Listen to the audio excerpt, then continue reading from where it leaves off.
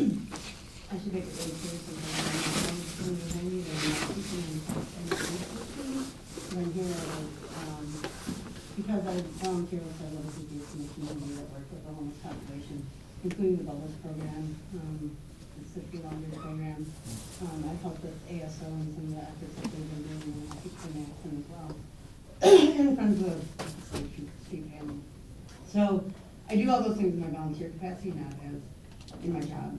And I wasn't going to speak tonight, but I thought more people would be here. And then I realized, well, they probably wouldn't be here because it's a little bit difficult to get up and speak about things when people who can retaliate against you are sitting behind you. And so I feel like I need to say something, and I'm not sure what that is. There was a survey that was handed to you at your last meeting. That survey was handed out to 280 homeless people. However, it did not include the comments. And I think the comments were very telling, and I think you need to get a hold of those comments.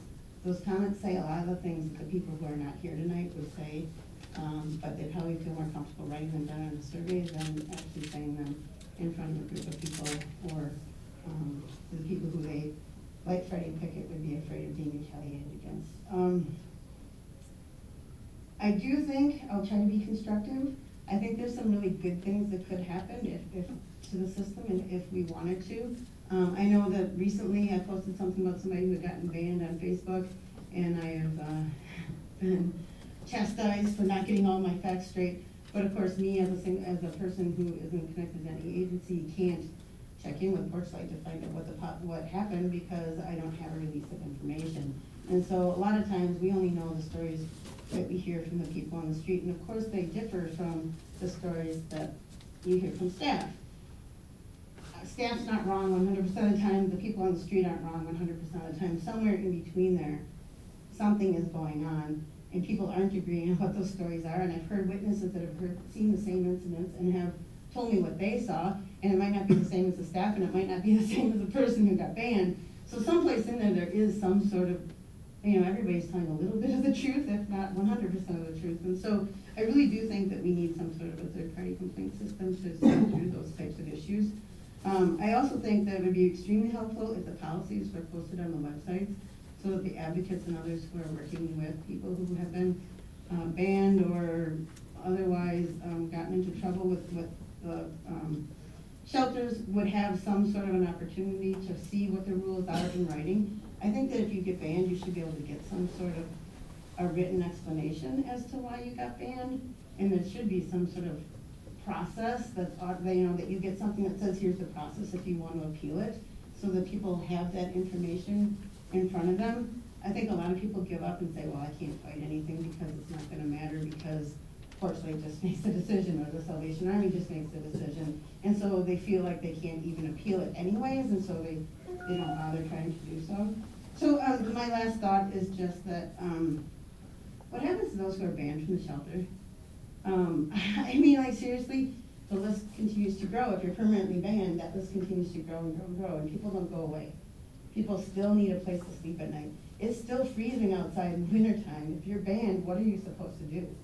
It seems to me that there's got to be some way to be able to get back into the system after some period of time, after some sort of whatever, people are doing rehabilitation or something. It just seems like there's a lot of people that are just being left behind. They're being, I think I used the word thrown out, they're being treated as human garbage.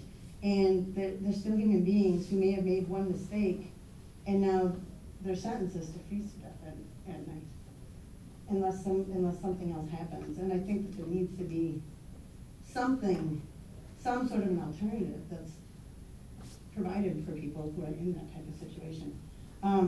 We did, in that survey, you'll see that half the people have been homeless less than 6 months. The other half the people were homeless more than 6 months. And I think some of those people who have been homeless more than 6 months fall into a lot of patterns where they haven't gotten help, they don't think they're going to get help, and it makes it even harder for them to ever get out of that cycle of homelessness. And it seems like that population has been disregarded and sort of tossed aside.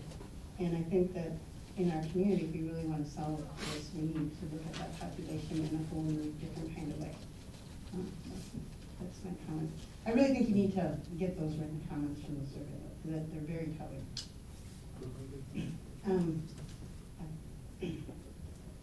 Staff?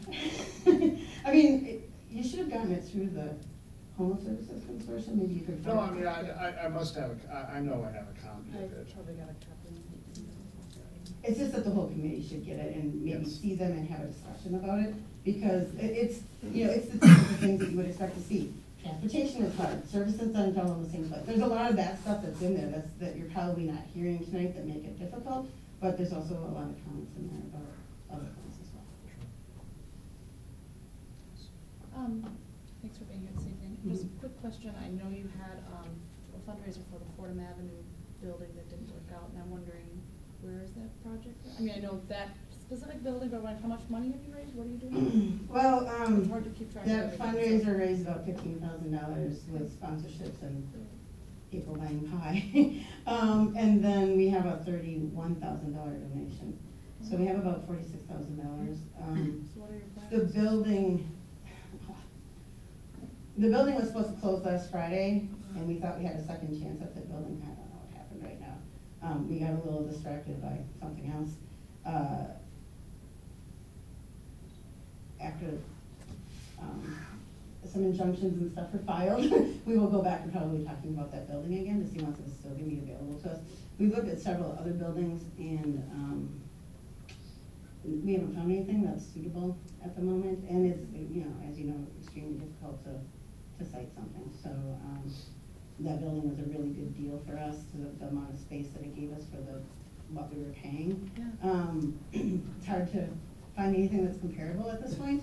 I think that the seller has another buyer, and we'll see if that goes through. If it doesn't, we'll go back